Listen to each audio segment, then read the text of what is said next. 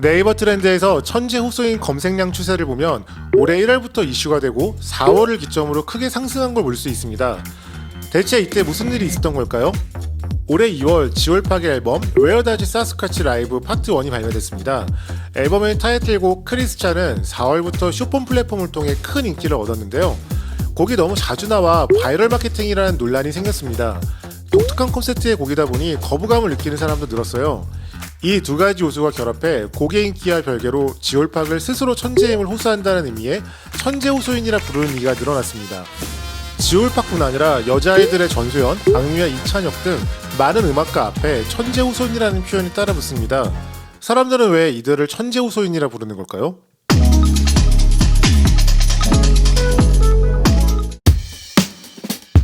천재 호소인으로 불리는 이들의 공통적인 특징은 직접 자신의 곡과 컨셉트를 만드는 싱어송라이터라는 점입니다. 한국에서 싱어송라이터는 늘 높은 평가를 받아왔어요. 80년대에는 유재와 들국화 같은 이들이, 90년대에는 윤상, 신해철, 김현철, 015B 등의 음악가가 싱어송라이터로 높은 평가를 받았습니다. 이들이 높은 평가를 받은 건 뛰어난 음악성과 진정성 때문이었어요. 다른 대중가요가 인기와 상업적인 이윤 추구를 위해 음악을 만든다면 이들의 음악은 자신의 음악 세계를 펼치고 진정성을 보여주기 위해 만든다는 인식이 컸죠. 90년대 중반 홍대를 중심으로 인디 음악 씬이 생기며 이런 기준의 평가는 더 힘을 얻었습니다. 인디 음악 씬이 생기기 전 록 메탈 밴드 상당수가 공연 때 커버곡을 불렀어요. 그때 언니네벨간이 나타나 자작곡으로만 셋리스트를 구성했는데요. 음악가라면 자신의 음악을 불러야 한다는 언니네벨간의 애티튜드는 많은 음악 팬의 환호를 받았습니다. 이후 많은 밴드가 자작곡으로 셋리스트를 채우게 되어 언니네벨간의 첫 앨범 비둘기는 하늘의 쥐에서 당시 이들이 커버곡을 부르는 밴드를 어떻게 생각했는지 엿볼 수 있습니다.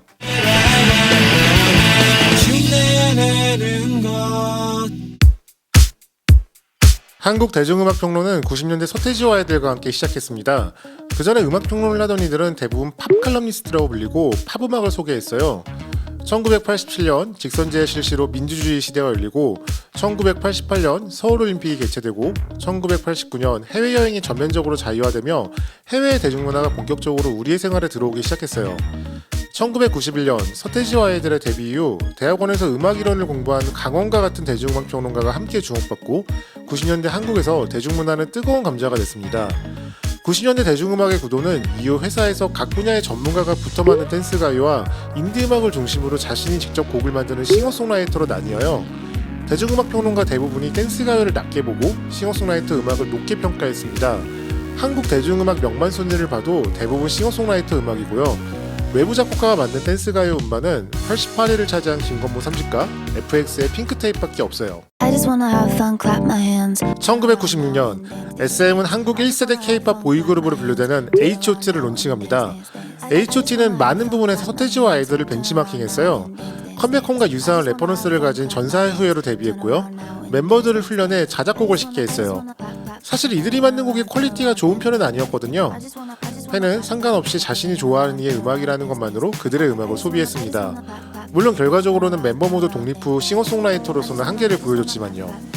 이 때문인지 이후 SM에서 런칭하는 팀은 굳이 싱어송라이터의 능력을 키워주거나 강조하지 않았습니다.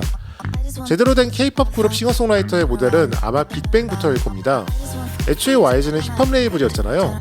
래퍼는 자신의 가사를 직접 씁니다. 가사 랩에서 보여주는 음악적 스타일이 딱 밀착된 장르라 그러지 않을 수 없습니다. 그리고 빅뱅을 통해 한국에서 최초로 천재라 불리는 아이돌 싱어송라이터가 탄생합니다. 그의 이름은 바로 지드래곤. 일명 지드는 빅뱅의 리더로 거짓말, 마지막 인사, 하루하루 작곡하고 메가히트 시킵니다. 최근에는 보이그룹의 곡이 국민적인 히트곡이 되는 경우가 없는데요. 이때 빅뱅의 노래는 가는 곳마다 나왔을 정도로 크게 히트했어요.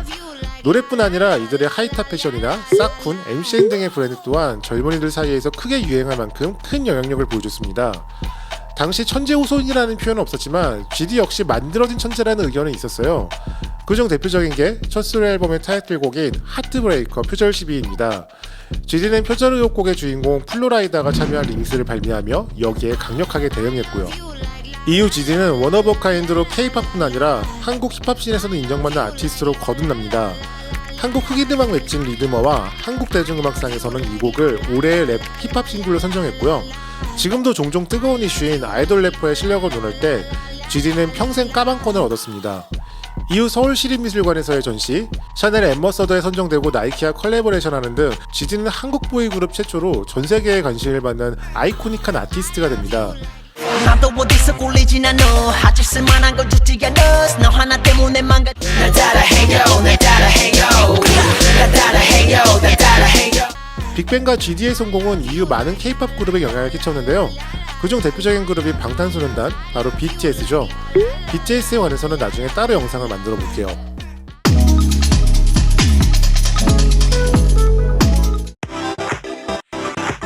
전에 르세라핌이 엄포 기분 사전 음감회에 참석한 적이 있어요.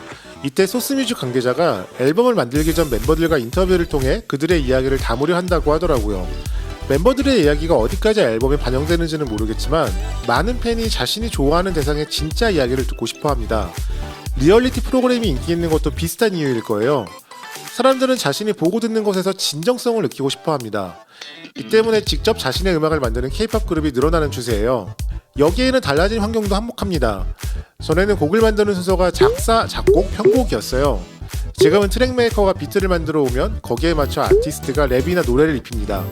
직접 악기나 미디를 다룰 필요가 없는 거죠. 일명 입작곡인데요. GD 역시 입작곡을 한다는 이유로 처음에는 그게 무슨 작곡가냐는 소리를 들었죠. 하지만 입작곡이 결코 쉬운 건 아니에요. 좋은 멜로디와 후킹할 만한 요소를 만드는 데에도 재능과 노력이 필요합니다. 싱어송라이팅은 아이돌의 노후에도 좋은 영향을 줍니다. K-POP은 전 세계에서 가장 많은 음반을 판매하고 어마어마한 분량의 투어를 소화하는 음악이에요. 이 모두가 저작권 수입으로 연결됩니다. 팀을 해체하지 않고 계속 유지할 동력도 될 테고요. 물론 큰 역할을 하지 않고도 크레딧에 이름을 올리고 아이돌을 아티스트로 브랜딩하는 경우도 있을 겁니다. 해외에서도 곡에 거의 참여하지 않은 슈퍼스타 아티스트가 저작권의 상당수를 가져가는 것에 대한 문제 제기가 있었고요. 이는 더 팩트 운동으로 이어졌습니다. 저도 처음에는 K-POP 그룹이 직접 곡을 만드는 걸 음악성에 컴플렉스가 있기 때문이라 생각했어요. K-POP의 역사는 우리 음악도 가치가 있다는 걸 인정받기 위한 거대한 인정투쟁으로 이뤄져 있거든요. 저는 시스템을 통해 잘 만들어진 음악도 가치 있다고 생각해 굳이 바쁘고 실력이 검증되지 않은 K-POP 그룹 멤버가 직접 곡을 만들 필요가 있나 싶었어요. 근데 최근 그 생각이 바뀌었습니다. 전소연은 한국 여성 그룹으로 활동하며 경험하는 현실과 본인이 느끼는 감정으로 노래를 만듭니다. 용감한 시도고 본인이 아니면 할 수 없는 이야기들이에요. 세븐틴과 스트레이키즈 역시 작곡팀과 퍼포먼스팀이 커뮤니케이션하며 좋은 무대를 만드는 데 최적화된 음악을 만들고 팀의 색깔을 스스로 결정합니다. 멤버와 직접 일거수일투족을 함께하지 않는다면 만들 수 없어요. 기성 작곡가가 이들의 곡을 만들었다면 지금의 여자아이들, 세븐틴, 스트레이키즈의 음악은 없었겠죠?